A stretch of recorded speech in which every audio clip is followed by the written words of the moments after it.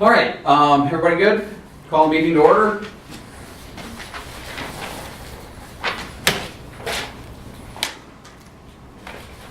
We are down 2 people tonight. That's it. Everybody have a chance to look at the agenda? Motion? Approval, not necessarily in that order. Excellent. Second? Agenda has been moved and seconded, not necessarily in the order that's presented. Discussion? I did have a question Okay. about the agenda. Let's see where it's on here. About hiring? I know I saw that in the 9B. And B. 9B. Yeah, hiring strategies, fundraising consultant. No, that's a consultant deal. I'm Right. talking about the assistant Librarian. librarian. Where was that? That was on my original draft.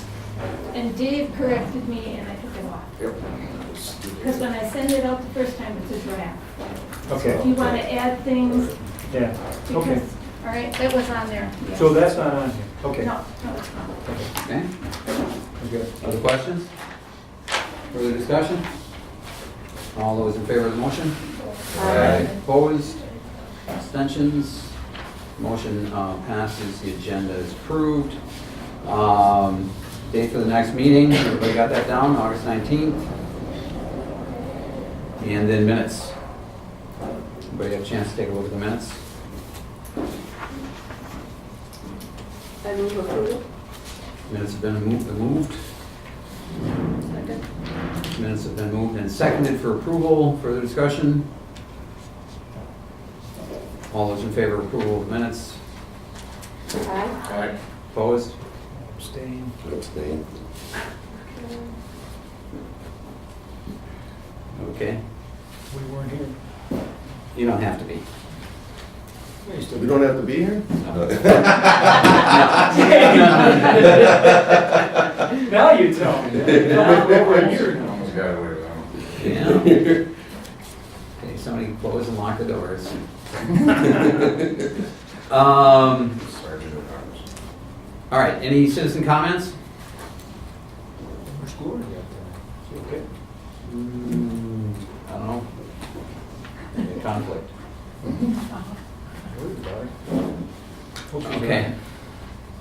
Citizen comments? No? None? All right, director's report, Linda? Okay, are we gonna let Susie go or are you gonna wait? Oh, did you want to, I did want to move the 9B up, but I guess I hadn't really thought about how far up. Okay. I'll be quick. Okay, we'll do the director's report and then we'll get to that. That's fine. When we had the flood book bins and end caps were damaged, those have been replaced. I did send to North Hudson and the town of St. Joe's requesting the motion that extended your term of office for Barb and Marion on the library board. We really should have a motion. So I have sent a message out to them. Okay. And I guess we have new patrons. Because it's summer reading program, we had 156 new people, where we were averaging between 60 and 90 all year long. So we really did pick up a lot of young people for that. And their parents probably. Yeah. And card holders at this point is 15,610. It continues to grow. New items added since the beginning of the year. We've added 2,941 items. 91% of those are print items and 9% are audiovisual materials. Like I said, I'm gonna be quick because, and I think that's pretty much covering. Did anybody see anything they wanted to discuss that's in my packet here? I know circulation of Hudson items is 96,000. Circulation of materials from other libraries is at 38,000. Yeah, there was one thing, Linda, that I just wanted to ask about. It seems like every month the amount of materials that we are loaning out is growing as a percentage compared to more. It's an algorithm. They try to keep it even. I can mention to Maureen, every so often I do say, wait a minute, I don't think it's a 50-50. We try to have it like a 50-50. The amount that people request to come in is also the amount we should be sending out to their libraries. Okay, and it has to do with page 5 of 6. So previously, several years back, I'm still referring to it, we used to be, the call was that we should be loaning more than we're borrowing. Now, we have this huge discrepancy of 96,000 versus 38. We look like we're doing a good job. I mean, is that the right number? Is that an algorithm or is that the fact? It's the algorithm and the fact that, our I mean, that's collection. huge compared to where we No, used to be. that's, I think you're understanding the numbers differently. The 96,000 is what we loan from our own collection. What we loan to our patrons from our collection, Mhm. and what we loan to our patrons from the Moore collection is the 38,000. Mhm. We don't, there's a different number which says how many items go out to more libraries. So, and that's not either of those numbers. So I don't know where it is, Linda, to answer. We used to be a net borrower, and now we're becoming a net loaner. Not- not So very this much. number is not that number. No. I don't believe I even have that statistic in here. Yeah, okay. I'd have to send it to you. You want to see that next meeting? It'd be nice, just one quick shot of it, sure. Sure. Well, okay, let's see. Total items borrowed, I didn't totalize it on 3 and 4. It says total items borrowed from other Moore libraries, and then total items loaned to other Moore libraries. I did not total that column, those 2 columns on page 3 on the bottom. Page 3. That's where you would see the net lender and net borrower figure. So it looks like it's really pretty. Looks pretty Looks like- close. Yeah, it looks close. Yeah. Pretty close. It looks actually like, if you put It's almost heading, it looks like, 50-50. yeah, and that's what they want it to be.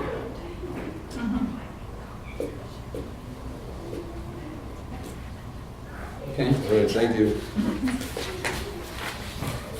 And that's it for right now. That's it? All right.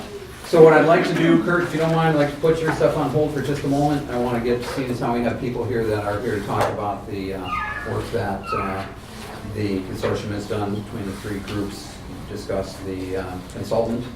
I'd like to get that out of the way and Sure. let them go if they'd like. They don't want to sit Or through it. stay. You may Beautiful open the evening. doors. I think they might want to enjoy it. So, Yeah.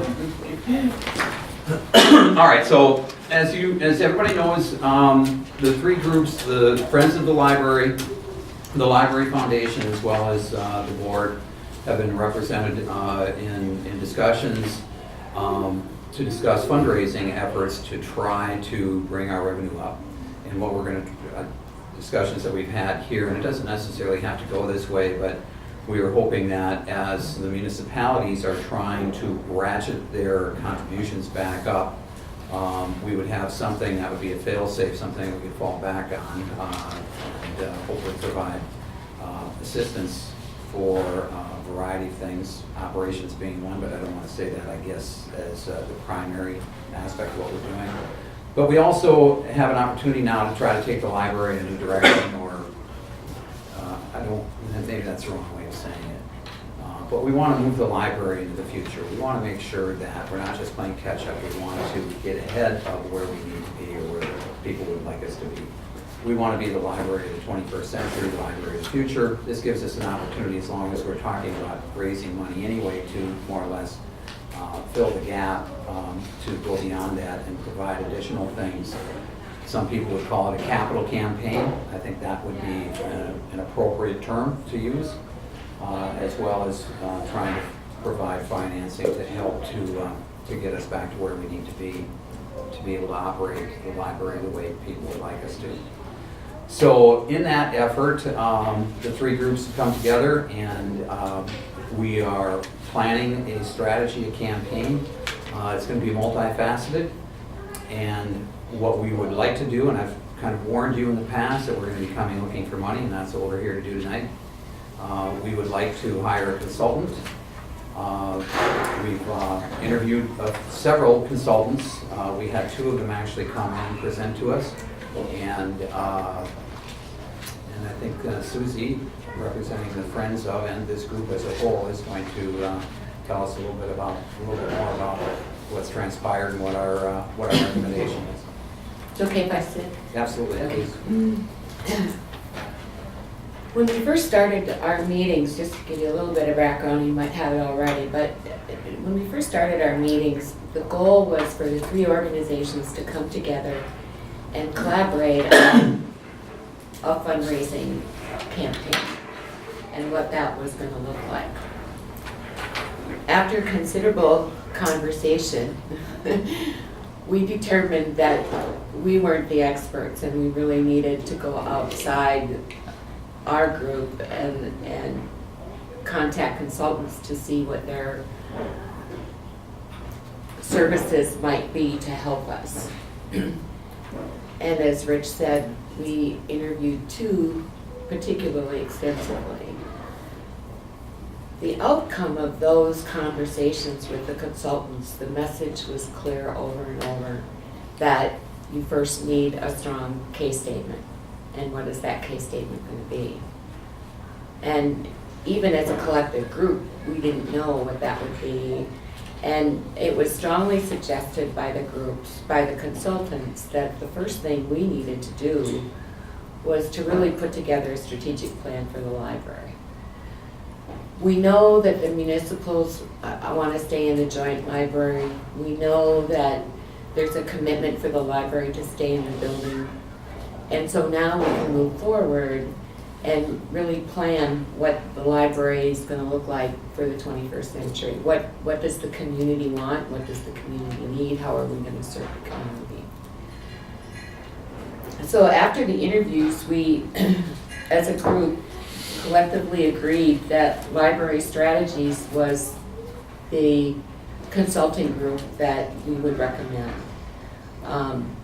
They're an offshoot of the Friends of the Libraries of St. Paul.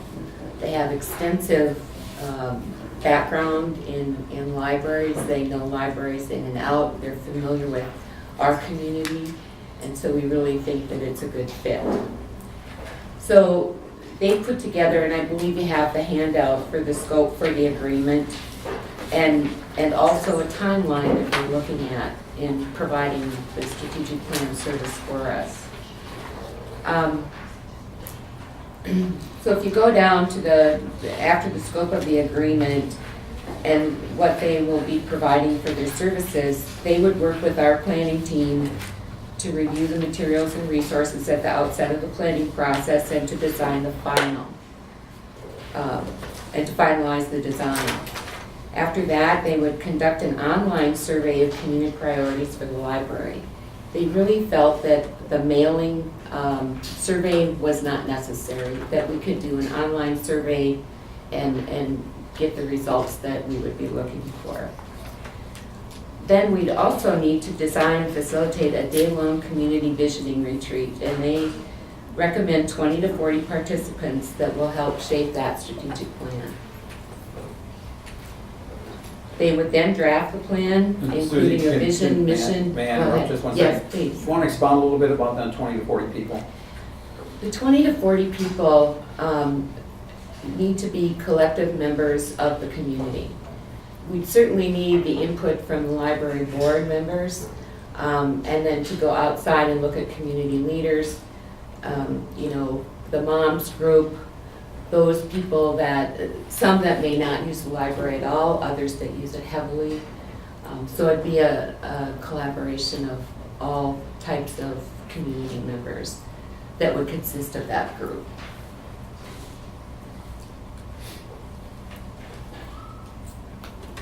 So after all is said and done, the strategic plan would be finalized and approved. And then the implementation plan takes place.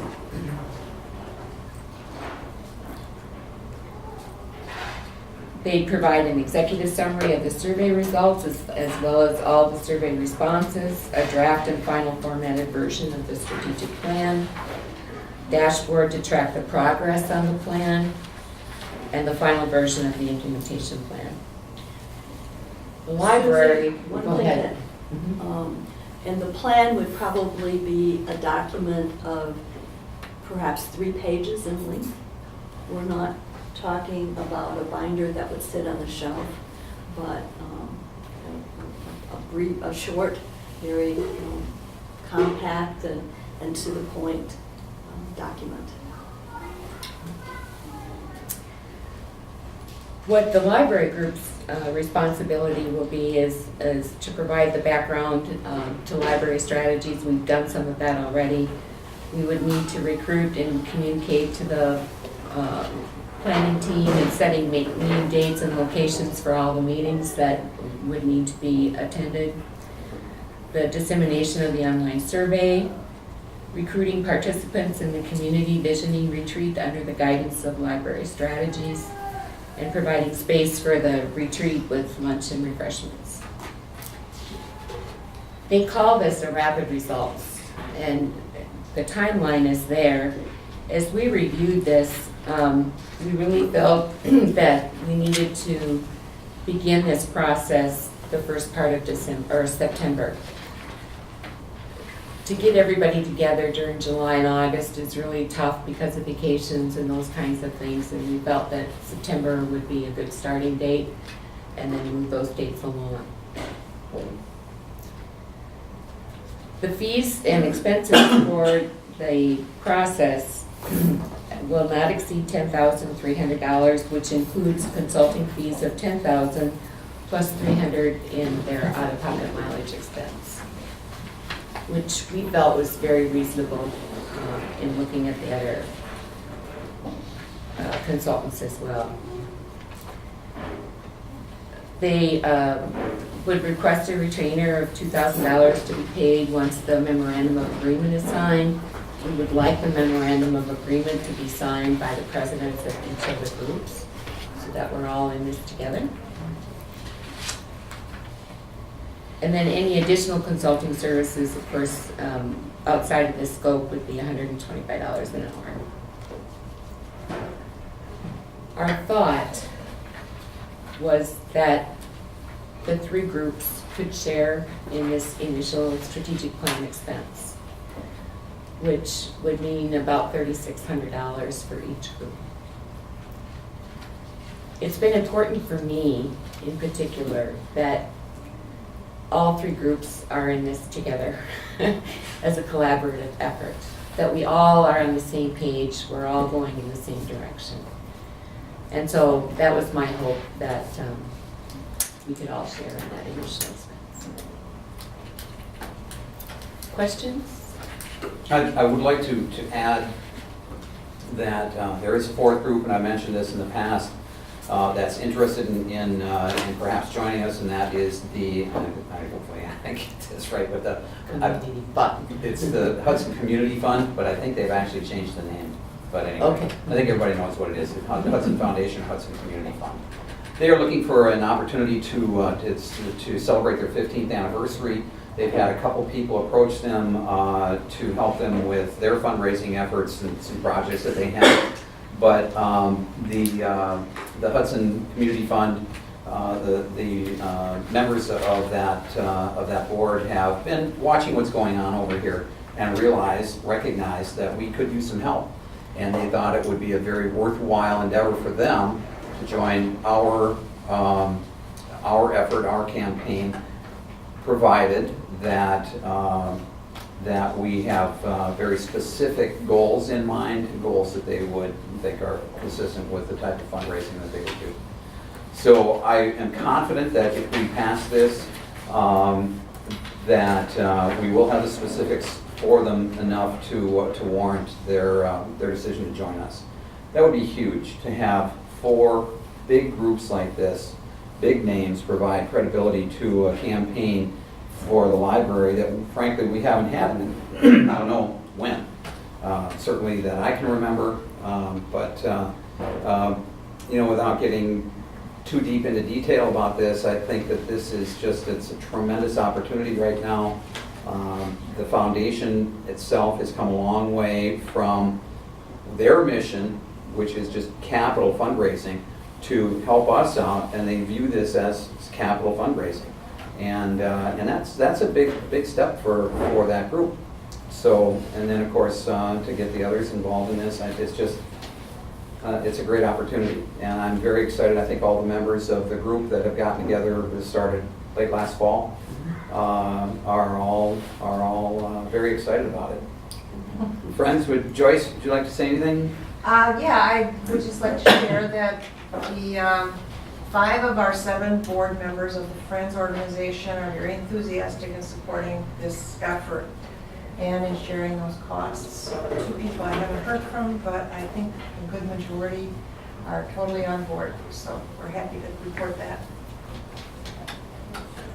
Susie, you want to talk about goals as far as total dollars and things like that, and For goals for Fundraising? the fundraising? Well, I think, first of all, a lot of that will come out of the strategic plan, but, we were throwing around the $1 million mark and would like to see that happen. Part of the struggle that we've had in the past is because the need was for operational funds. And it's, again, the consultants state very clearly that unless you have a specific case statement that does not include the word operations, then you can be successful. But to go out and try and raise a major amount of money to operate the library is not feasible. So the end result of the strategic plan will give us a clear picture, and they will help us determine, they know what our issues are, and so they will help us present that case study, that case statement, so that it'll be much easier to go out and raise those funds. And Library Strategies has a lot of experience in this area, so we're very confident that we can make So you're this. saying they're going to wordsmith it for us to help entice or to help create, yeah. Correct. And the thing is that the operational cost, and as Susie said, you can't just lay it out there and say, we're raising money for operations. But at the same time, it's a very fine line, because if you were to say, we want the library open on Mondays, we know that that's operational, but it's a good goal, and it's one that I think resonates with our clientele. And so you're right, it's wordsmithing, but it's also things that are very specific that would involve operations, there's no doubt, to some extent. It's moving things around on the financial statement. Susie, what is this $1 million number? What is it? How is it utilized? How will it be utilized? Yeah, what would you do with $1 million? That's where the case statement comes in, Marion. And again, it's the wordsmithing that Dave talks about. We want to make sure that the library, while the funding from the municipalities continues to grow, we hope, and that we can get to the level where we need to be so that we can sustain ourselves operationally, that time frame could be 5 years. Or 10 years. Or 10 years. Is this, I think the missing point of my question, is this $1 million, does this go in a fund and we operate the library based on the revenue of the interest of the fund? Which would be an endowment. Right. And That's where I'm going with my question. Yeah. okay. What is the $1 million? The answer to that, Marion, is that the $1 million is not intended as an endowment. Could some of it be set aside for that? Absolutely, if we find that we've raised more money than what we intended to do. We still have yet to put together the very specifics about what this library is going to be looking like, and that's something that's going to involve all of us. And it's going to be technological, it's going to be a lot of different things, but it's going to be specifics. The money initially is going to be an outlay for that. We certainly can't do that with just the interest off of a corpus as an endowment would be. Now, having said that, we've also talked, in addition to that $1 million, in hoping that we might be able to have an endowment fund that would go into the future that we would be using the interest from, perhaps for more operational things in general. Our consultant had told us that they believe that right now is not a very good time to try to just do an endowment campaign. Okay, that it needs to be, right now, given the state of the economy and where people's heads are at when they're giving money, charitable contributions, that it's more the current needs, immediate needs, as opposed to an endowment. That's something that would still need to be worked out, and that would be with the participation, of course, of everybody here at the table, as well as the other groups. One possible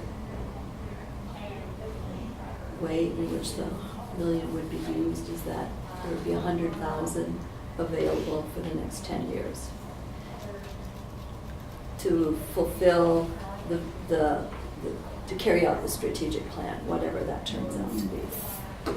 I mean, there are different ways of potentially configuring that. I mean, it could be front-loaded. You might take more of the million and use it sooner with the hope.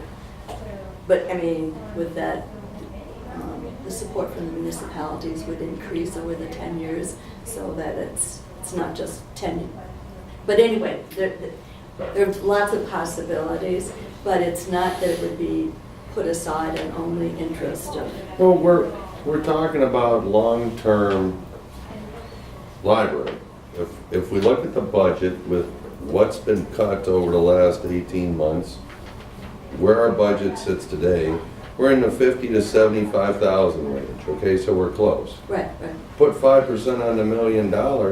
Okay, we have enough money to operate this library into infinity. At the current level. At the current level. Sure. Well, and the Correct, so, Correct. the I mean, is that the avenue we should be taking, or are we just gonna throw the money somewhere? Well, it depends on what the contributors want. And Is that where that's we're gonna, this retreat, that will be where we actually dissect and come up with the key elements, right? Right. Do I understand? of what we would be Right, doing. yeah. Yes. So that outcome will depend on how the money is used. It was, the endowment portion was discussed at quite length.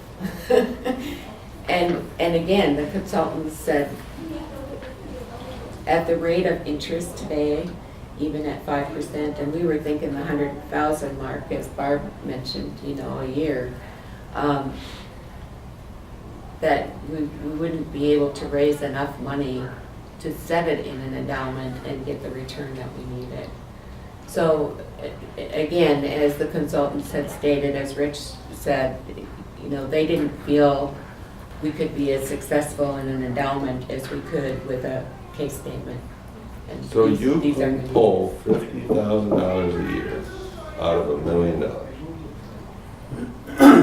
Well, Where you putting it in There are- a savings account? no, no, Marion, I think Yeah. there are a couple things at play here. Number one, if you have a campaign that's just for an endowment, then that's where the money goes.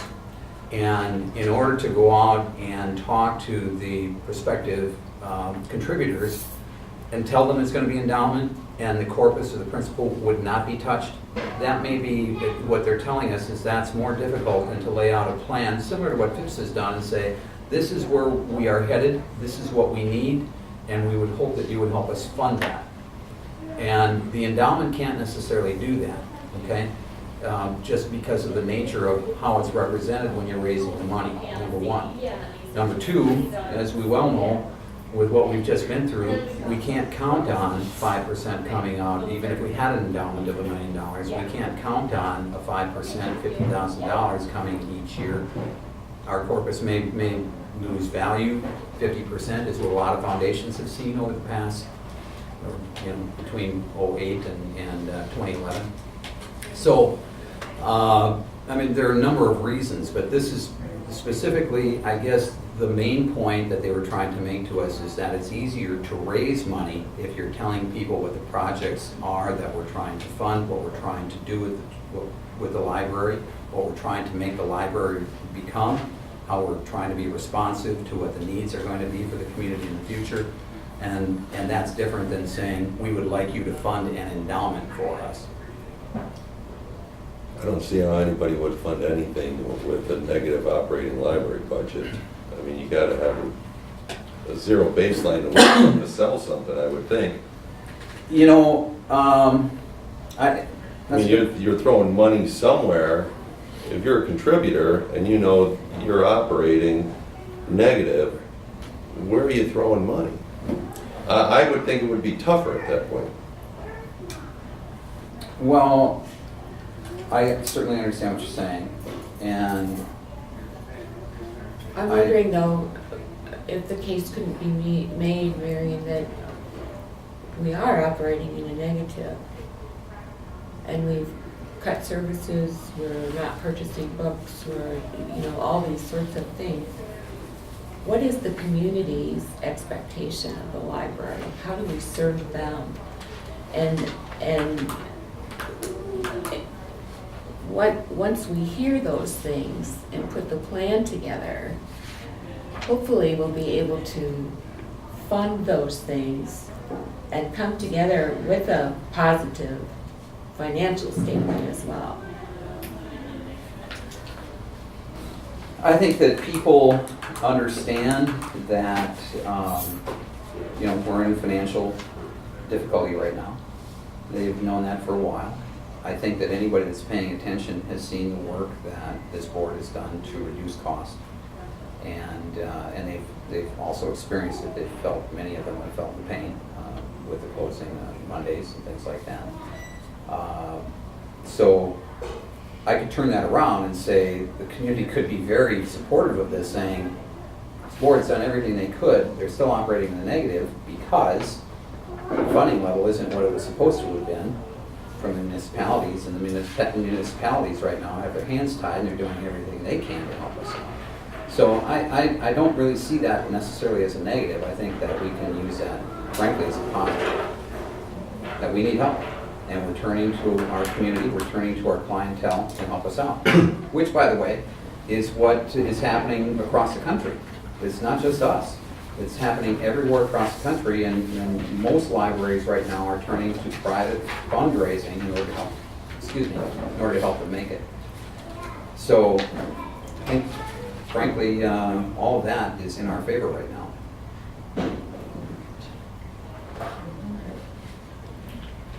In town of Hudson, how many residents right now? 8,500.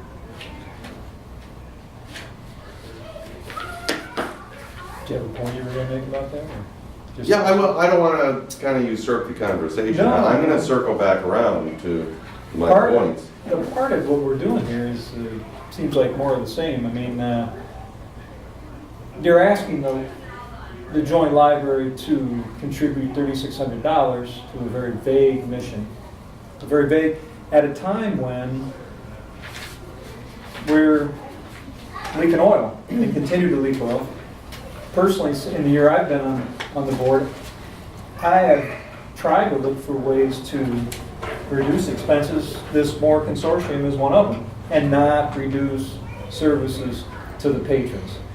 Somehow finding a way to even out the budget. I think it's optimistic to think that the municipalities, they're certainly not going to continue on the rate that they did this last time, pitching in 5%. Many of the people that run the municipalities were under the understanding, whether it be true or false, or someone's word against another one's word, that fundraising, some type of fundraising would have taken place already since this move from 4th Street to here. Regardless of who says what, that fundraising never occurred. Hasn't occurred. And I will continue to say that even with this, I feel the same way as I have in the past, that it's the Lucy and Charlie Brown skit all over again. And I personally, as a representative of North Hudson, don't want to take another swing at the football and have Lucy pull it out from under me. I think if there were... Can you explain yourself a little more? Well, it's a skit. Have you seen the Lucy and Charlie Brown skit? Where Lucy promises not to pull the football out, and Charlie Brown falls for it every time. So- And what we're hearing here, and let me finish then, if Barb's asking, what we're hearing from this conversation is an investment, again, of the taxpayers, who we represent, to contribute $3,600 for a fundraising effort for a retreat to try to figure out where we're going. Kirk, may We're I going in ask the you a hole. question? Do you Yeah. know where we're going? Do you know where we're going? Susie, the one place that I'm trying to take us is an even budget. I We understand could that. look, and I have been, and when you say where we're going, let me tell you where we're going is right now, we're providing free music downloads for our patrons. And that Every is just library in wrong. the country is doing the And it's same wrong. thing, Kirk. And it's Well, wrong, Susie. and that's not what the Um, conversation today is, so Well, I don't where want to we're going get is into increasing specifics. expenses without the ability to pay for them. That's where we're headed right now, Susie. We're increasing expenses through things like the Moore Consortium out of our control with no ability to vote. We're And getting trying off to the find subject, ways, I'm well, sorry. you're asking me, and we're trying to find ways to bring that back under control. This is the day-to-day operation of the library. This is the month-to-month meetings that we go through. Now, we can sit and talk about retreats, and we can talk about people wanting to raise money. You know, I personally have heard that for 6 years, maybe 7. At one point, the group, Library Foundation, I believe, was going to raise, I want to say $4 million at one point. Maybe you can correct me if I'm wrong, but when that referendum went through, was placed on the ballot, I think the conversation was about $4 million. And then, you know, now we're talking about $1 million. I continue to say that there are people out there who want to give money. They should do that. I think that'd be a good thing, and I think we could apply that towards trying to fill that hole rather than running in a deficit. Well, if I may answer that, that goes back to the operational side. All right, and we've been told that people just are, we've run a Bridge the Gap campaign that will be resituated to an annual campaign. And the investment that we've made in that generally is about $3,000, $4,000 to be able to raise 19 and 23 respectively. So we're asking for about the same amount of money that's going to put a group of people together, a very august group of people, if you don't mind me saying that, that want to help out, that believe that this is the appropriate thing to do, the proper thing to do, and that we could be successful in doing it. I don't see where that type of investment is out of whack. I don't see where it's out of line. We need to invest in something in the future. You cannot, Kurt, continue to say, you guys should have been fundraising money for the last 6 years, and now I'm going to vote against you to do it. I'm not voting You know, against I them mean- to raise money. Well, I'm voting against a but this is- $10,300 retreat. First of all, the Friends of have raised money every year and provided help to us, every single year. And that help has been, for the most part, operational. The foundation has been hindered by their mission statement that it has to be a capital campaign. All right, they have worked through that now. The foundation's been beaten up by this group, rightfully, wrongfully, doesn't matter, since I got here. And they're at the table now and they say, we want to help out. We have another group that has come here and said, we want to help out.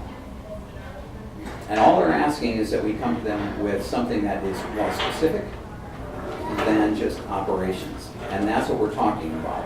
Not only is it a retreat, it's a retreat that's going to involve community members that have a stake in what happens here. And I'm not talking about, and by the way, and not excluding, but I'm not just talking about the municipalities right now. I'm not just talking about our elected officials right now. I'm talking about the people on Main Street here, people on Main Street in the other communities, all right? And they would be people that we would identify and invite in. People that we think would be well-served by a library that is moving forward, that is well-funded, that will be responsive to its constituency.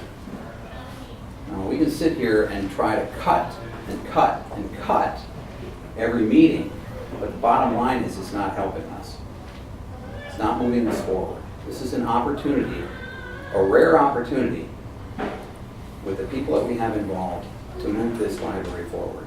And I would hope that everybody would see that, and I would hope that everybody here would support that. There have been a lot of contentions in the past, I'm sorry, Dave. And I would like to put them, turn the page, close the book. My goal is to start over. And this group that we've been meeting with has done an outstanding job in collaborating and participating and putting their best foot forward in trying to put this plan together and to help you. So I guess that's what I would have to say. Dave, you have something to say? I was going to add to what you said, just that the demands and the services that this library is going to provide over, into the future is definitely not decreasing. The demands and the services that people want is going to increase, and we have to find a way to do that. And there's nothing that I have heard as an elected official for one of the municipalities that has said that the municipalities are going to stop the increases. There's nothing that I've heard from any of the municipalities. I've had conversations with most of them that say we are going to attempt within our budgets to continue to increase. I know what the town of Hudson's going to do. I can't speak for the other three, but I know what the town of Hudson's going to do. They're a really good idea. And I guess I'm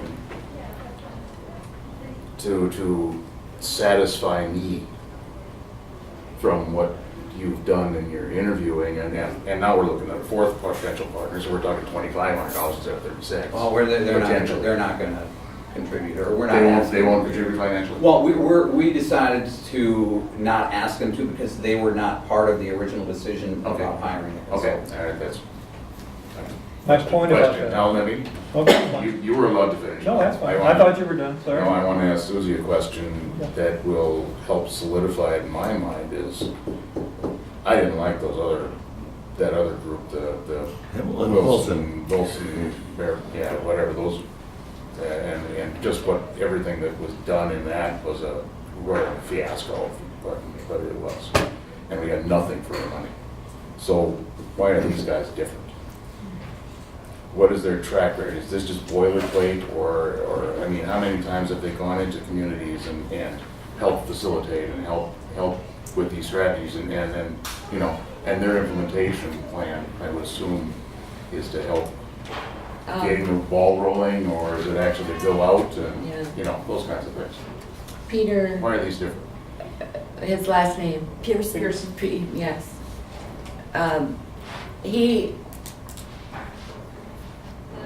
He is, to me, a very, I'm not very articulate here, but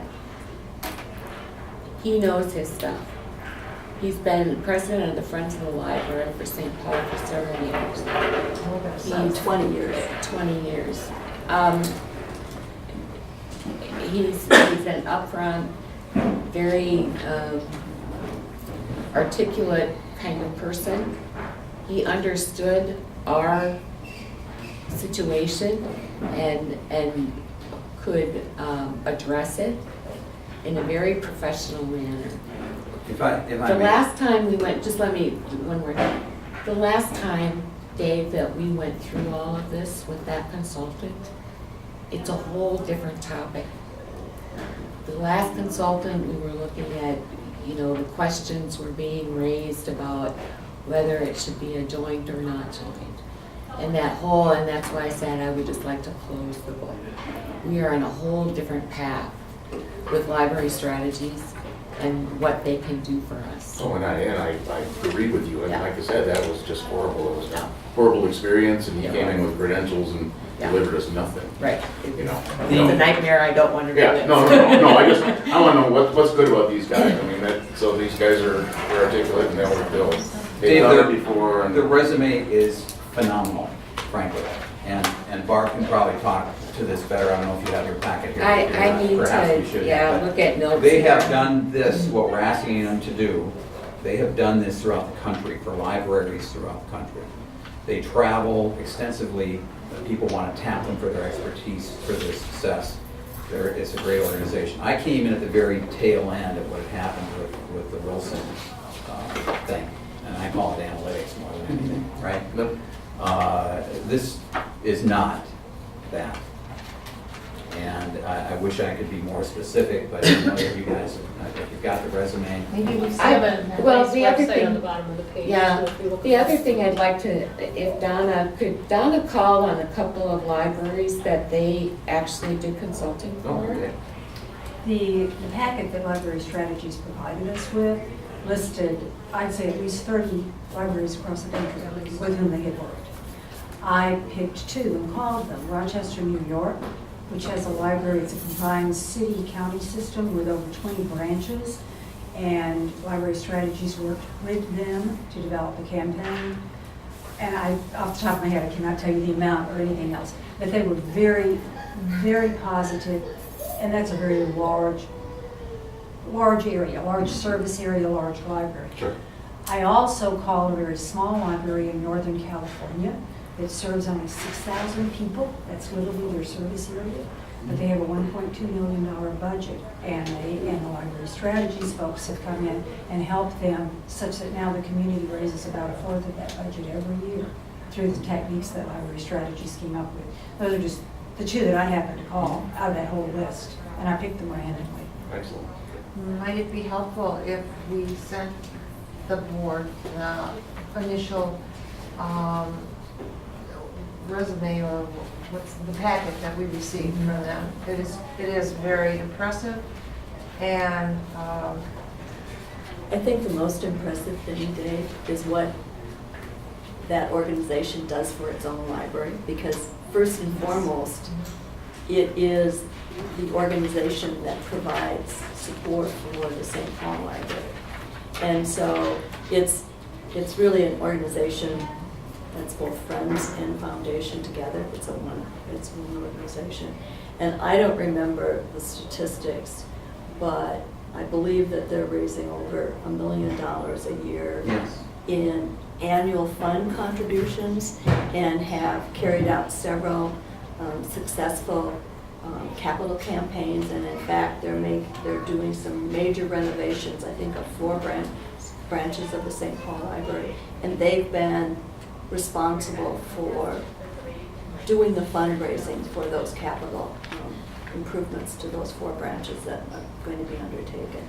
So what really happened is that the Friends of the St. Paul Library reputation became so well known that they were being called and asked for advice about how to share what they had learned themselves. And so out of that, they set up this consulting practice so that they could be a little more efficient in how they shared their advice. So they've taken care of the shoemaker's children first, and then helped the rest of the world. You know, and Yeah. one thing that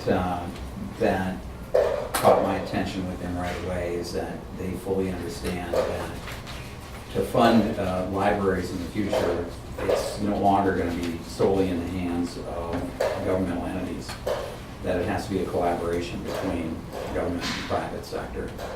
And they've been very successful in bringing that model throughout the country. And it's not just one person that we'll deal with. They have 2, 3, 4 people that will be helping in different stages of the plan. And we do have their resumes for each of those individuals if you'd like to have those sent to me. That's fine. Again, very impressive. as a, growing up in the business world and dealing with business people, they were at the top of my list. Any other questions? Just as a side note, I'm very excited about this. I think that this is a fresh new start for all three organizations. And I'm hoping that the collaborative effort will continue and that we can all share a plan for the library going forward, which will in turn help us to raise money. I thank you for your time. Well, I totally agree with that. Thanks. And in light of that, I make a motion to approve the memorandum of agreement between the Hudson Area Library and the Library Strategist Consulting Group as presented, or, and share the cost 3 ways or whatever you want. Okay. Is there a second? I'll second it. Okay, motion has been moved and seconded that we enter into agreement with Library Strategies Group pursuant to the presentation we just saw. Any further discussion? I'll just comment, like we've been talking about, we are in a negative budget, and I think it's really great that we're not gonna go forward alone. We need to look at what our future is gonna hold. We're a community resource, and we need to define that a little better, and I think several groups will help us get there. I think it's good. And it's not $40,000, it's under 4. I'm going to chime in. My viewpoint on this is going to be that this is more of the same. Now, this will be the third one that I would have been part of because there was one well before the move. And they continue to do the same thing. It's specifically focused people trying to get something specific done for what they're quote-unquote experts at. The problem is I see that they get to have blinders on and they don't open up to everybody. There's 20 to 40 people, so it's going to be a couple leaders, it's going to be the library director, it's going to be whoever. It's not going to be a cross-section of 4 different municipalities that are all observing different lifestyles. You could see that by the way the referendums pass or fail. I mean, there's huge swings out there. And the other thing that's very bothersome about this agreement is there is nothing stated in here with any plan, direction, or outcome. It says what they'll do. So for $10,300, we'll know what they do. But we don't know what they're aiming for. And what we might get back is a Hemmel and Wilson scenario where go ask the taxpayers for $5 million. I mean, I'm not up for funding that. I've seen it twice. And it's not in here. I'm sorry you feel that way, Marion. I mean, hopefully you understand. Well, again, I need to close the book on the Bill Wilson thing. I need to close the book on the previous discussions and the animosity that was going on between the organizations. We need to close that book. We need to move forward together. And this is the opportunity, I believe, to do that. I understand, and I question the same thing. Is the board going to look at this as just another way of doing nothing? And that's not the goal here at all. We need your input, Marion, as to who those 20 to 40 people are. Everybody needs an opportunity to identify those people and help us make sure that we get the right cross-section. I'm concerned that they really don't understand the logistics of these 4 members. They do. We've had that discussion. Right, And that's why we chose them, because they were close to us. They know our community. They know the issues of joint libraries. And that's another reason we felt that they were the perfect match for us. We have to move forward. We have to get off the old jump. And I've been a little bit vocal in the past, and we've got to turn around and we've got to start doing some positive things. And I think from what I'm hearing, the efforts that has gone on behind the scenes with the entities, the Friends and Foundation and Rich, you representing us, It's got to, yeah, this is a last shot. If this doesn't work, But we have if to do this doesn't, something, we otherwise. can't just sit on our hands or sit on our thumbs. If this doesn't work, then it's probably doomed, you know, then we just close the doors and give away the collection and that. Dave, the road is built with good intentions. I think we realize that. Yeah.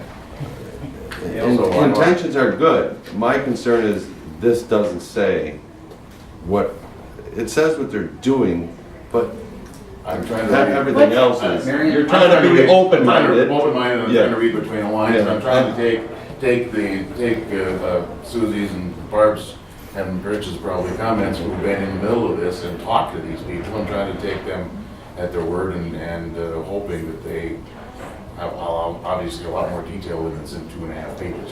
Right. You know, and that, well, I know their intention is well taken. And you're right, Mary, the intention is very good. My fear is that if this doesn't go through, I don't know what's gonna happen next. Well, I do, as I said, we're gonna probably, in a few years, we'll be locking the doors because we have no money to operate. I don't know what direction to go. And I don't. none of us do, Susie. It's, see, I was involved in the earliest one. Yeah. And we got a report back with, everything is what you want at the present. And at that point in time, they wanted a new library. So the 4th Street building, we couldn't have a second story. Nope, we couldn't have a 2-story library. And that was Jeff Zeiss, the same person who manipulated that outcome of that survey to move us into a 2-story building. So this is where I get confused. We all Marion, need to be on the same page. So I'm not trying to go backwards, what I'm saying is the result ends up being the desired result that people want to hear, is my point. Marion, No, we I- don't have a desired result, therein lies the And problem. that's my point about it's not in here. Our desired result is that we want to keep this library open. Of course. We want it to operate the way our community is expected to. I'm not going to try to talk you into voting for this, Marion, but there are a couple of things that I do want to address. Number one, you've seen, I think, and listened to some of the things I've had to say here. You know that I know we can't do this with government funding alone. This group recognizes that. They're at the forefront of that and going to communities and helping them to make up the difference between the shortfall of what government could provide and what needed to be provided to make these libraries run. They get this. They have said to us, the library of the future is a collaboration between private and public. That's their deal. And they understand that as much as, and you understand this, as disparate as our communities are, there's one thing that we have in common. And we all know this, and that's that each one of these municipalities believes in this library and wants to make this work. This group here believes in those municipalities and know that they want to make this work. And that's the one common goal that they all have. As different as they all are, they've all made a commitment to this library. And the bottom line is, when all is said and done with what these guys have to say to us, it will come right back to us, because they're not implementing, we are. They're going to show us how to do it, they're going to tell us how we need to do it, but we have to do it. And that's why I feel it's so important that the 3 organizations come together and make it happen. I'm going to be clear before the vote. I agree with you. As a board member, I also want to see the library succeed, to stay open in this building. I have said nothing different than that the entire time I've been on this board. You know, regardless of whatever people say, I have worked to try to keep, to try to reduce expenses. My goal, because I don't see the fundraising taking place and never have, so I was doing what I could as a board member and still continue to do through the rest of this agenda, to try to find ways to reduce expenses without reducing services. I will disagree with Dave's point that we have to somehow provide services that people demand, irregardless of, we have to prioritize that. Similar to the free music downloads, we have to prioritize that. And let's say, no, as a board member, I'm opposed to that. But I don't care what, the other libraries are doing, and, in order to justify their existence, I think, providing those types of services. I believe this is a $10,300 retreat. And there is no, it's very vague. And that, I don't believe a business would spend that kind of money based on how vague that is. And why we, as representatives of the taxpayers, feel like it's okay to do that with our neighbors' money, I think is wrong. So I will be voting no, and continue to work to find ways to make us whole in the budget, so that we can survive in this building, even though I was completely opposed to moving to this building because it has provided us with a negative budget. Further comment? We've got a motion on the floor. All those in favor? Aye. Aye. Opposed? Aye. Motion passes. Thank you. Go back to director's report. Kurt, I believe this is all you know. There's one other thing. Okay, go ahead. On here, it's called reimbursement request from area libraries. What I need to make you aware of is that there are libraries in St. Clair County that are seeking legal advice about how, because Hudson no longer reimburses them for circulation to the two towns and the village. They are seeking legal advice, that's all I can say. And being reimbursed. Okay. And of course, the city is aware of this, so that's in their hands right now.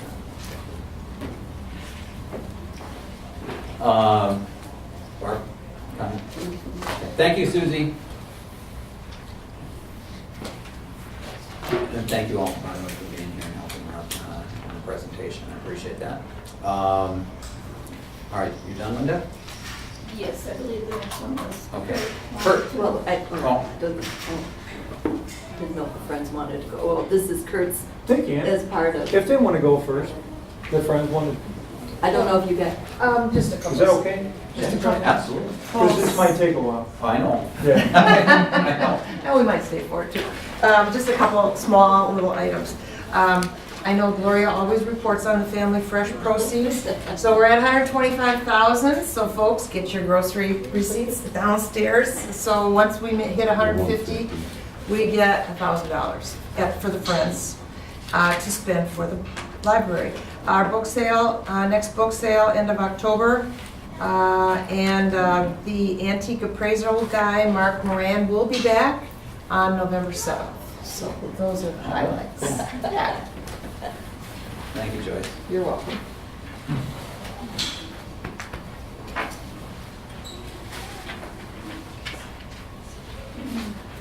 Would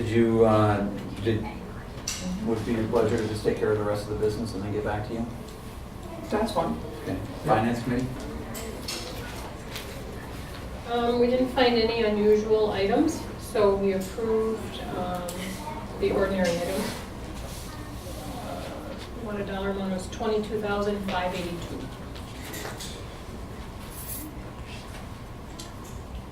Other than the payroll. Okay. Move to go over the expenditure of the monthly expenses of $22,552. Second to that? I'll second it. Okay. Payment of the expenses have been moved and seconded. Any further discussion? All those in favor of the motion? Aye. Opposed? Motion prevails. And there was a short discussion on Linda's recommendation for new Windows XP checkout stations. So, because they're obsolete, Right now, you're gonna get new ones because of the XP. So there's just a question on whether we could update that software versus getting new ones. Upgrade OS, what the processors for Windows 7 or newer OS. Yeah, they have to be the 3Ms that they could do for Windows 7, but that's. I think they said that you have to pay $1,000 for installation regardless. And then you get, if you want to just update the OS, I think it's like 3,000, so it's 4,000 just for the update.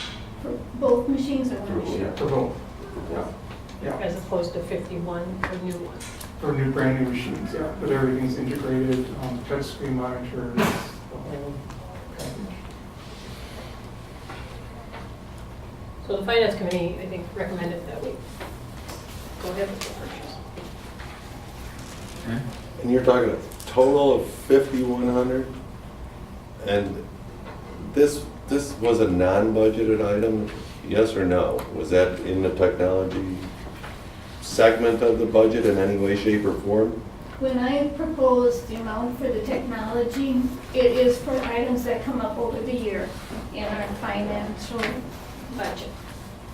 We don't detail it out. We just recently had a technology plan. Right, was that part of it? Because there was 8,500 in there to start. Yeah.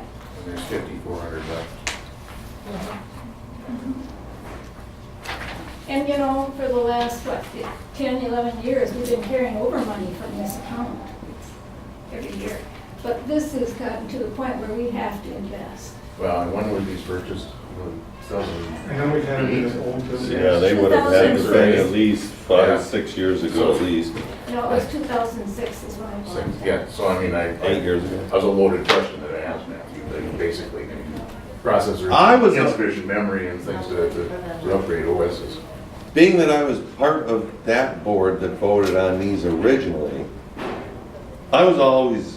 maybe it was an assumption, but because we have a quote unquote like a maintenance contract, that all of this upgrading was taking place as part of it. I didn't know that we were gonna obsolete what we had at some point and have to start anew.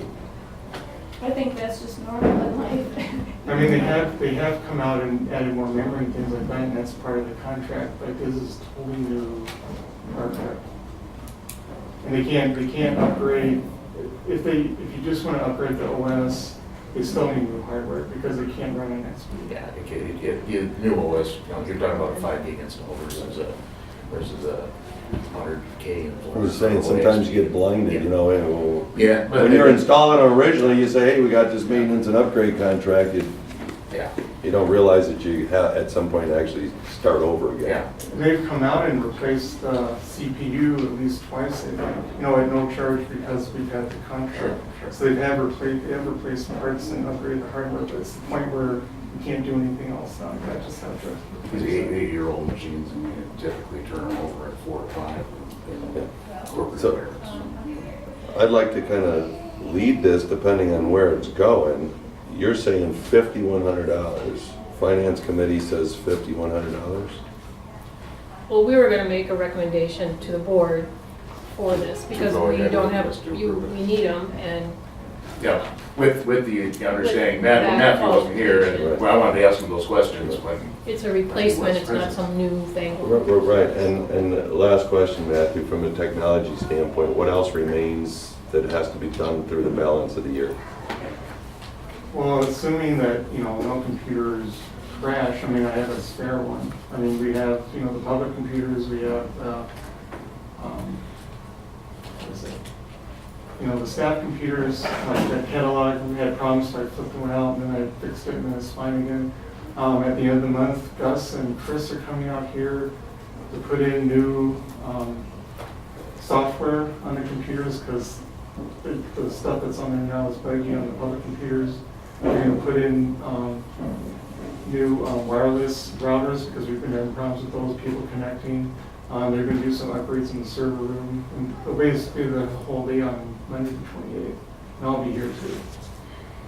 But I mean- there's not more expenditures that are required. Not that I know for major whatever. I mean, yeah, both were gonna come out here and do upgrade software, I think some hardware upgrades, but nothing like, not that I can foresee, who knows, but, that would be costing thousands and thousands of dollars, at least at this point. And, the computers that we got for public computers, they were bought in 2010. You can run them as long as you want to run them. It's all a matter of. Right, and I'm just really concerned about the balance of the year. We're July now, so, Yeah. I mean, as long as the computers don't crash, it runs and runs and runs, and you just do maintenance. And I think as we balance our budget as we spoke earlier, and this certainly, I didn't expect to see this one coming along, but it looks like it fits within the budget.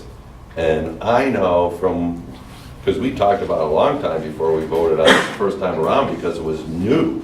We didn't understand how it was gonna help us. And so I think we understand how it helps us. And so for that reason, I will actually make the motion to spend the $5,100.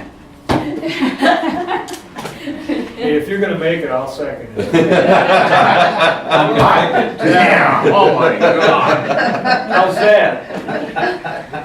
Now that's a good investment on $5,100. Completely agree. All right. Left him speak. Moved and seconded. Further discussion? All those in favor? Aye. Opposed? Motion prevails. Matthew, thank you for what you do, by the way. You're open. Absolutely. I would like to say when I was at one meeting, someone commented on how well our webpage is. How we present materials now. And Matthew was tweaking it. I mean, there's a Yeah. 3-year warranty, but basically I call it plus if something happens. All right. Finance all done? Yep. Thank you. Oh, wait, any questions on any of the expenditures so far? I guess not, so. Okay. Personnel committee, nothing? Anything here? All right, I think we're back then to Kurt. Linda, do you have that PowerPoint on tonight's, I know we talked about doing it in June. Let me just preface, you have it, right? Yeah. Okay, let me just preface this, I think most of you know why I'm doing this. I mean, at the beginning of the year, Mr. Thompson was here from the Indian Head Library Federation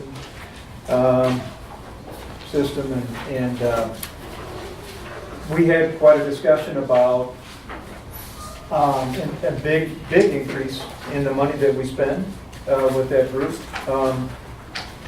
And part of my concern was not only the increase in their Drawing cost, on more than 20? okay, but our lack of control over those increases. I guess there's going to be another meeting at the end of this month. Sound like before, there's going to be another meeting to possibly increase our costs again without our control, out of our control. And I don't think that's a good thing. So what I was wondering and trying to figure out in my mind is, can we basically do what they do, cataloging, those types of things, and for a reasonable amount of money, and have money available to purchase the books and videos that our patrons are requesting, without having the need to use IFLS and their, exchange of material. So I landed at this company, and they have a short PowerPoint presentation. What I was hoping, and I don't know if you've done this, Linda, what I was trying to figure out, because the costs are for cataloging, we would have to look at, but as far as the management of the software, it's not very expensive compared to what we pay IFLS right now. And what I had asked Linda if she would, and hopefully put together a little bit of information, is to see what else do we get from them, IFLS, for the basically additional $50,000 difference. What is it that we get from them? This was to start, just a brief, this isn't very long, PowerPoint on what they do. So maybe, Linda, if you want to play that. Years of experience serving libraries, Companion Corporation now offers Alexandria unencumbered by the K-12 clutter to give you a powerful, user-friendly, flexible library automation system designed by librarians for librarians. Alexandria for Public Libraries. Access any part of the program from the circulation window in 3 clicks or less, such as managing your patrons, your items, renewing a book, and locating patrons by the head of house. Patron management offers multiple customizable fields, so you can keep track of the information that matters to you. If your patrons have email addresses, enable automatic email notifications to have overdue and hold notices automatically sent to your patrons. Use the option to take patron pictures to add pictures to your patron records. Enter alert notes. These will show during circulation to give you important information about your patrons. For easy item management, use the straightforward title assistant employing Mark Search to enter new records to your collection. Cover art for your items will download automatically. Manage your ebooks along with your physical media. Alexandria gives you over 15,000 fully customizable reports, which you can schedule to automatically run to locations of your choice. For example, you can schedule circulation letters or a pull pending holds report to generate automatically.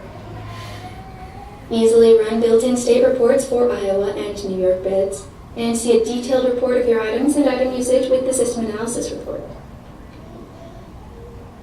Manage your acquisitions using the orders, budgets, vendors, and subscriptions modules.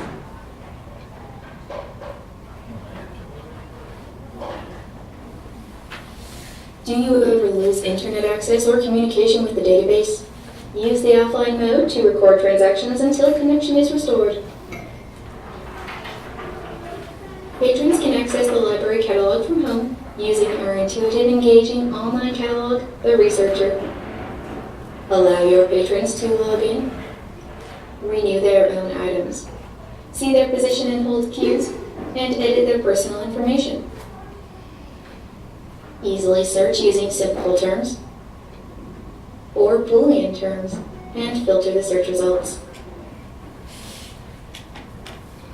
Patrons can create custom lists,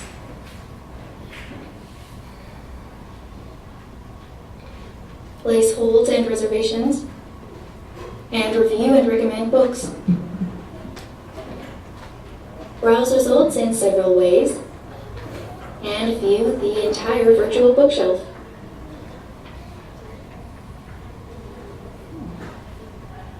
It's like watching Netflix.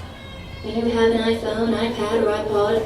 You can use these devices to access the Researcher and Web Librarian. Are you worried about hardware headaches or how to manage backups or upgrades? Well, don't worry. Alexandria offers a hosting solution that relieves you of all that stress, giving you time to take care of what matters most. When you need assistance with Alexandria, our technical support team is available 24/7 to help you out. For more information about Alexandria for Public Libraries, call today at 1-800-347-6439. Thanks, Linda. So, my goal tonight, is not, I'm not looking certainly to make any decisions tonight, other than to see if there's interest to get more information and more specific so that we can make a decision. Our contract with Indian Head Library Federation system is designed such that and correct me if I'm wrong, Linda, I was reading through that if we make a decision anytime this fiscal year, that our ability to leave their system can't take place till the end of next year. So it's going to take a while to extract ourselves from what we're doing. So it was just a goal to take a look at the costs and get a background of what these people do. The costs are fairly minimal to start, and the yearly, the cost, if you looked, I don't know if provided that to you, but from what I got, oh, you got that? Okay. Thank you. Which is exactly what I'm looking at.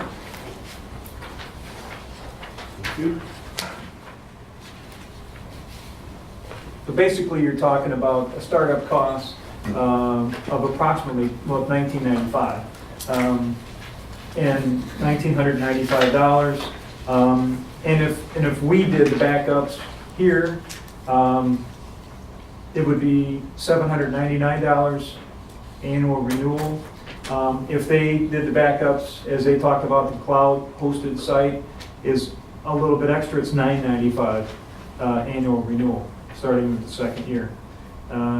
There's going to be some data conversion, depending, as it says down below, and it's $300 or $600 for data conversion. They take, basically, they're talking about, I mean, I'm not a software guy, maybe Nancy can help us.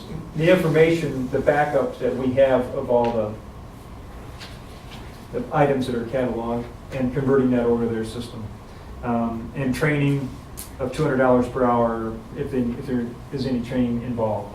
So, I mean, if you looked at it and at the high level, you'll be looking at, $2,000 plus $600 plus if you had even 5 hours of training for another $1,000, you're talking $3,600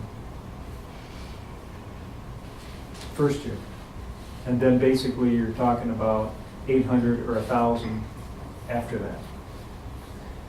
What I don't have is, and completely understand, is the cost, the difference. That's quite a difference between what we're doing now. And I had asked Linda if there's any way that you could put a number to the other services, the cost, the money that we're paying to Indian Head. What is that, and what are we getting that we're not going to get here? So I don't know if you did that, Linda, or if you have some of that. I really don't know what they're offering here. And I guess, are there libraries we can contact? I mean, Sure. This starts at this amount. Right. And I need to know what those, if it's the stuff we saw here in the video we are receiving. Right. Does this integrate with like our MORE system now? Does it integrate? Yeah. What do you mean integrate? Can they pull that information, you're saying? And because this is what we're talking about, is a site managed versus having more do this. As far as So catalog, are we able to utilize the MORE system with this cataloging system? I don't think they would allow that. Because we're basically taking over what Moore's doing. So. Correct me if I'm wrong, Linda. But they're taking over where Moore is currently doing our cataloging of product. And then we're using them to exchange product. Right. What we're talking about here is doing our own cataloging. When you looked at, and we talked about that when he said there would be some additional, there's going to be some additional cost, but I tried to put a number on that because there's going to be some more cost for us from a cataloging standpoint. But I think if you saw in the PowerPoint, it's very easy to catalog when you're doing that. But it's not the cataloging, it's the access to the other libraries. Correct. And we're not going to have that. We're not going to have that. So we won't have the content. Well, my point was to be able to purchase, if we have some material that people are requesting, to be able to have the funds to purchase that rather than paying more to circulate it around and around. Well, we saw just earlier tonight that about 50% of circulation is coming from other libraries. Mm-hmm. And we have what, about 60,000? But we also have a situation where we have, 60,000 units or so here? but we also have a Which situation. is about 10% of what is available to us? Mhm. 5%, 10%? 10% of what's available to us, and the rest you want to go out and buy? My point was, sometimes, especially from the video standpoint, what we're doing is we're ending up purchasing multiple copies of a particular video in order to abide by the Indian Head Library Federation guidelines, so that we're forced to rotate and to exchange goods.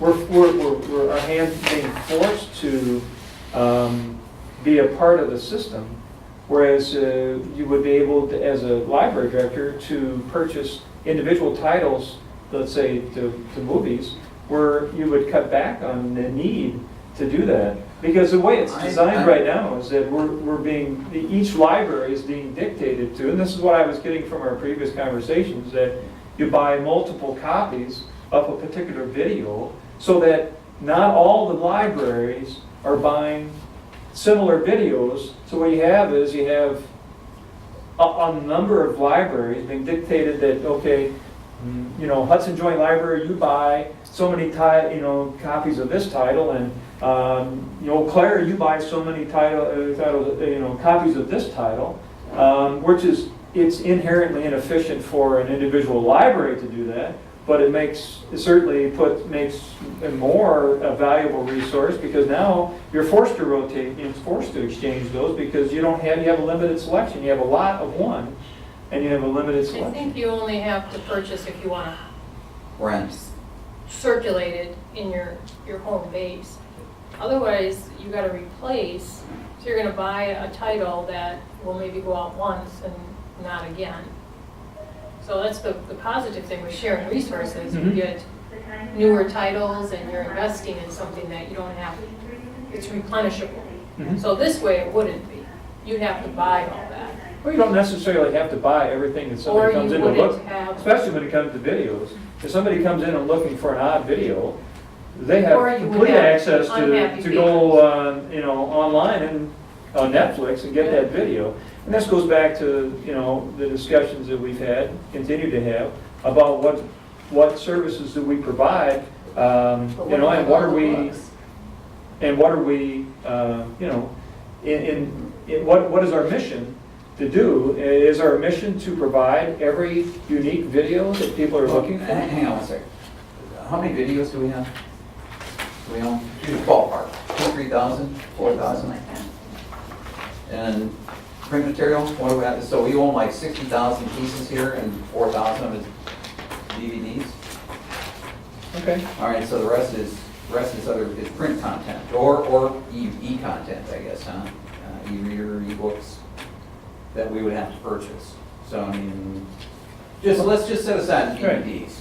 Okay? That's fine. So the rest of it, you're suggesting that we purchase? So we don't necessarily have to purchase every book that somebody comes to Well, look who's for. gonna say, yes, we're gonna buy this one, or no, we're not gonna buy that one? Right. Well, the library director. But 50% of the content that is circulated is coming from other libraries. So we don't More have to emphasis, buy it. So that we don't, yeah, exactly. And total circulation of what? We're looking at 134,000. Yeah. All right, well, We can certainly redirect this conversation to the fact that, sure. if I'm not mistaken, didn't we contract with Moore to catalog? And that was an additional expense of X, Right. $15,000. Right. So even if you remove the book portion of it, Well, that's why I was asking this if this could brings be it, integrated this with more. brings it back. But if it can't be integrated with more. Well, this is part of the discussion. No, we didn't have to, that was an elected service. Oh, sure, yes. We Yeah, elected to utilize Right. that service. Yes, we did. Yes, we did. And that replaced personnel. Right, but there's a balance here, which I'm assuming will be able to be explained, along with some questions that I have as well.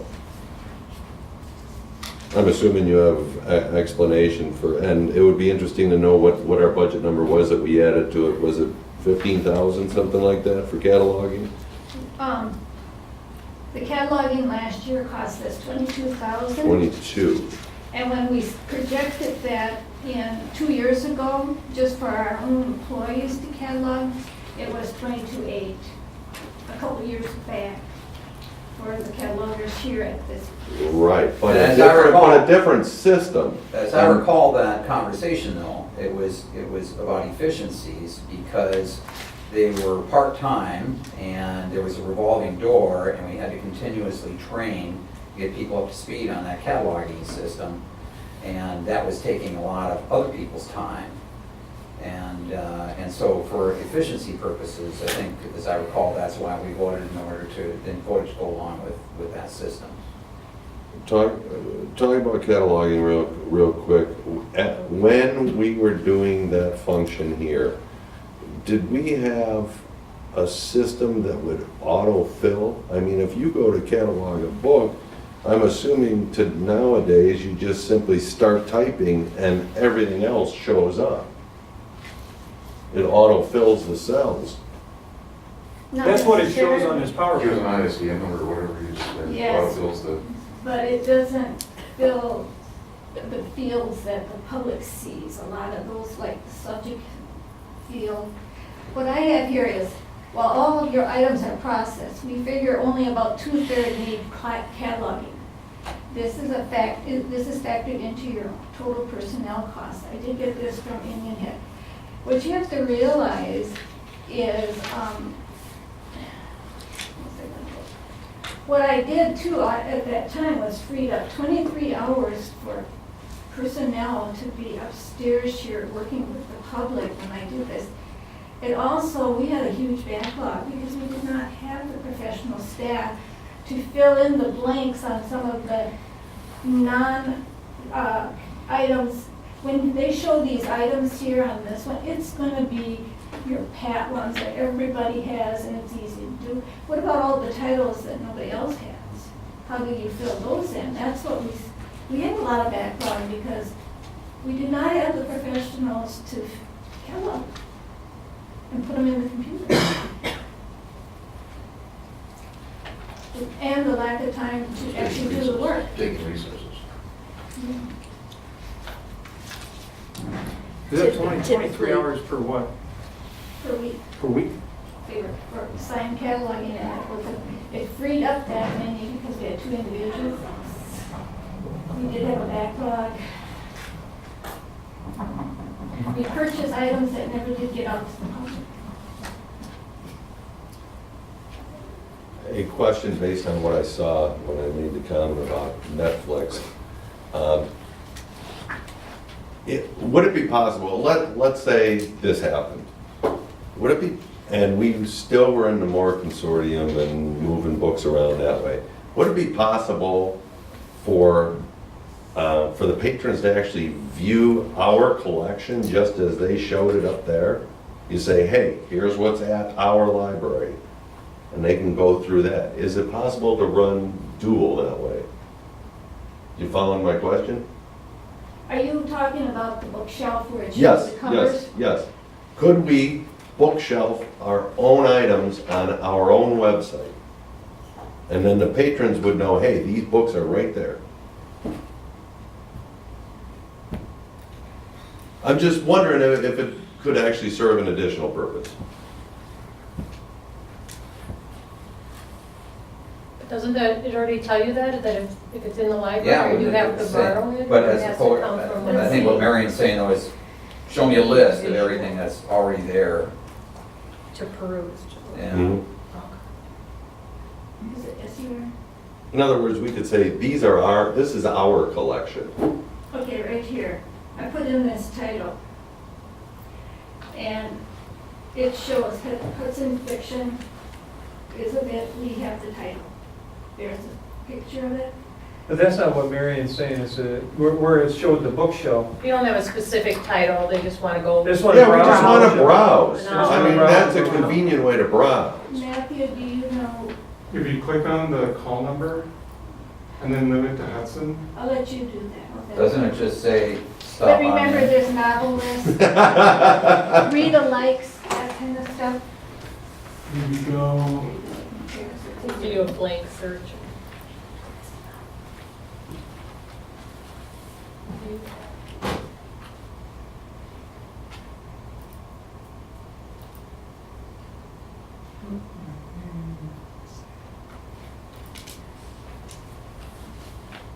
Okay, so these should all be, and they can also limit search to available items. So in other words, on our shelf, I put call number, FFE, Ravine, limited only to Hudson. So all these should be only, but not necessarily on our shelf.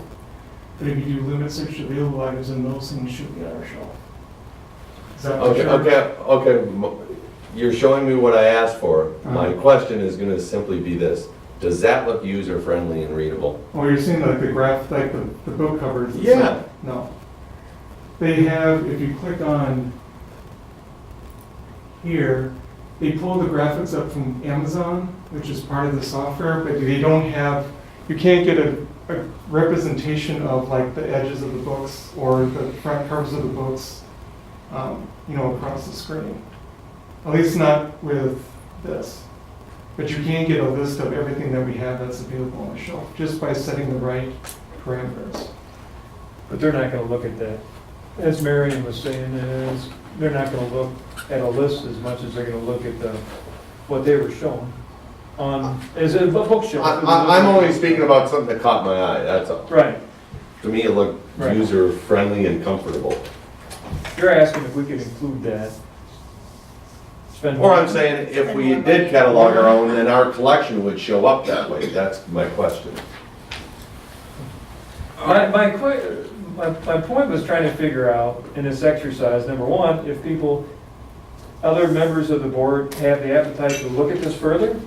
And number two was trying to figure out, what is it that we get for that additional $50,000? What are we getting from the Moore Consortium or Indian Head Library, whatever you want to call them? What are we getting for that additional, what ends up being a little over $50,000? And could we do it ourselves and purchase additional material to satisfy our patrons with the savings that we have? That was my point. And control, and number three, being able to control our budget, because this year has proven that they're driving our budget with huge increases in services that we may or may not want to provide to our patrons. But the problem with Moore, as I see, is that it's an all or, it's all an all or nothing type of thing when it comes to things such as the free music download. You can't say, Hudson can't say, we don't think that's appropriate, that we don't need to be paying for that. We just want to continue to exchange books and videos. And Mr. Thompson has said, no, you got to take it or leave it. This is the package deal. It's not, it's not a smorgasbord, a la carte or whatever, it's a smorgasbord, right? You got to take it all. I think that's what the agreement is that we signed. I understand, but the problem is I don't think you give carte blanche ability for people that are not living in our community, not restricted with, funds from the state, not elected officials, to just willy-nilly say, look, we're just going to do this, and you're just going to have to accept it, or you're going to have to, we're going to, and make it painful to leave too, from what I've seen in the contract. So, that was the point, and, if it can't be done, if people aren't interested in doing it, I won't bring it up anymore. But I just thought it would be worthy of a discussion. I think there is a few disadvantages, like you pointed out, we can't pick and choose, but I think we have a set budget which we need to count on. We're going to the professionals that know how to run a library, and if we start taking it on this own, we really open the book to salaries and errors and... Well, we don't have a set budget, because they've proven that. Well, It's not a set budget. They've proven that we can do the best we can to control our costs, and then you come in and say, it's going up 20% or 25%. $50,000 in salaries because we ended up with a mess and we have to fix it, and now everybody's unhappy. So I guess my opinion is to stay with the professionals and work on Linda through the director meetings. There's two halves of the equation the way I see it. There's moving around the materials from library to library, and there's cataloging. We did the cataloging here, so I don't think that's a stranger to Linda or Matthew or anybody else. Yeah, there's some labor involved there. I wanted to come back to an earlier vote I had, and so I'm going to circle back around because this conversation plays into it. I've been involved in previous consultants, and on the first one, and I don't remember whether you were part of this one or not, but the talk was, it was over and over, meeting after meeting. I mean, I just got tired of hearing it. Our collection had to be 160,000 items. Now, Rich, I just heard you say, why should we keep going and buying all these books when we're moving them around? We were in the same system then. Why were they pushing for us to buy more books? But yet the books we have seem to be getting us through because we're part of more. I'm confused by this dilemma. In other words, in some point, if we're 10%, if we got 50 or 60,000 items now, we're 100,000 from where somebody said we were supposed to be. What that number means, I don't have a handle on it. But it sounds like 10% a year for 10 years or 20% a year increase for 5 years, we'd have all the books we need. That's where I'm going with my point. Well, That's why and the, you know, the consultant thing, of course, I wasn't here, I can't speak to that, but that probably served their own purpose to increase the collection that was available to everybody that was a member or more, okay? But at the same time, consider this also. Our constituency has access to over 600,000 different titles that we can't store. I mean, we're at capacity right now. And if we do something like this and try to increase our collection to meet the demands of our constituency, we don't have space. And you know what that means? We gotta get a bigger building. Or more space up What is that? Raise some money. So, no, but really, I mean, so. We'll walk into our building, though, Rich. And here's what happens then, Kurt. Here's We have what's no gonna- books on the first floor. So here's what's gonna happen. Our constituency is gonna go to other libraries. They're gonna utilize other libraries, and they won't come here. And they're gonna find that it is much easier working with other libraries because they have a much bigger catalog than what we're gonna be able to hold. I mean, we So, don't, and our by the use way- of and by space the way- seems a little bit. By the way, I commend you, thank you very much, for looking for ways to save money. Mhm. I think that's great that we all try to do that. And I'm not closing the door on this conversation by any means. You asked a good question. It would be nice to have an analysis of everything that we get from Moore and everything that we get from IFLS and a breakdown, and then have that discussion of where something like this perhaps could fit in and supplant something. But I mean, when you talk about storage, I mean, when you walk into our library, you see videos. Why don't you see books? And the first floor holds books. The second floor doesn't hold books. I mean, so why do we have videos downstairs and books upstairs? There is a lack of weight downstairs. You got Everybody computer buys this. stations I mean, that just seems and, backwards to me. and Well, we have a whole Videos. atrium. I mean, my kids who are voracious readers, they love the library, all three of them. My 22-year-old says to me, it doesn't look like a library, there's no books in there. You walk in and there's no books. It looks like a video store. I mean, and we're not utilizing the first floor foundation for books. So you can say that we don't have storage, but I would counter by saying I believe that we're not utilizing this building to its capacity because we're putting the light things downstairs and the heavy things upstairs. I mean, if you were in a business and you wanted to bring in more items, I would guarantee you I could do that. I would guarantee you I could bring in a lot more items into this facility. There's one problem, there's a garage underneath this part here. Because we had a problem when we wanted to do something with the blinds, we had to think about weight on the equipment. I wasn't here when they moved everything in, but I presume that they did it with, you know. All I'm hearing is that it's a second floor issue, that it's, you know, it's the weight-bearing second floor. It's a first floor issue too. No, we shouldn't have moved into the building if we can't put books in it. Well, Maybe we should have thought about that before we moved into the building. It's a All right, I was just all right, yeah, let's, I'm gonna close the door on this, trust me. We're gonna close the door on it. before a decision is made to move forward, I'd just like to reiterate, it sounds like there's two different things here, the way I see it. And I'm not expressing an opinion right now. I'm just, if it moves forward or doesn't move forward, I think this whole thing sounds like cataloging and presentation of the cataloging. And then, of course, you got the part about And my point, moving Mary books Ann- around. And I think his point was, it sounds We could like buy was the buy items. more books, I think is what I Right, meant. my point was to buy the items and have the material here for our patrons, rather than continuing to spend money like it's a revolving door and have them control our budget. But if we want to stay in the system, I'll shelf it. I have enough capacity here to shelve this, like the books. I'll put it there, and we can move on. Don't leave it there, it adds to the weight. I know, I won't do that.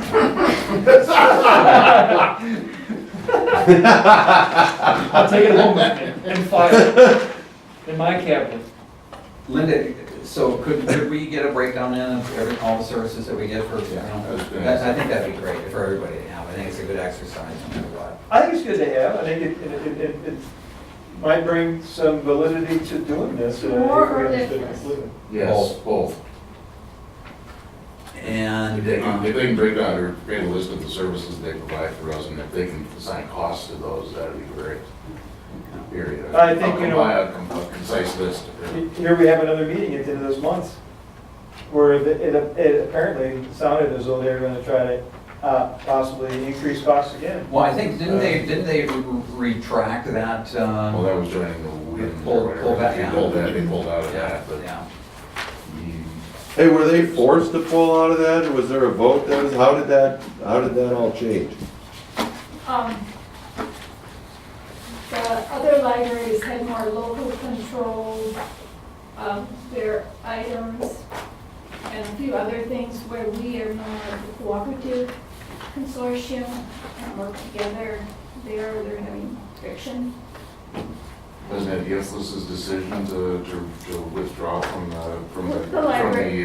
The library directors. Yeah, the That was one library of the directors gave directors our voted opinion. that. Was it? Okay, you, And we pretty They- much they decided listened. Oh my God. we don't want to go into that. Yeah. We already have worked that out in our consortium. I mean, we have disagreements, but we still talk with one another. The other ones are still in the beginning stages. So the other two districts or whatever you call it Consortium. are still talking Check out about our merging shape. or whatever it Yeah, is. they're talking about merging, Yeah. not us. If they went from straight that to the big behemoth, they would have crushed themselves. They- Motion? They wanted to do it. Adjourn? I'll second. Who said yes? I made a motion to adjourn. We, okay. Marion seconded. All those in favor? Aye. Opposed? Meeting is adjourned. Thanks, everybody. Actually, this didn't take nearly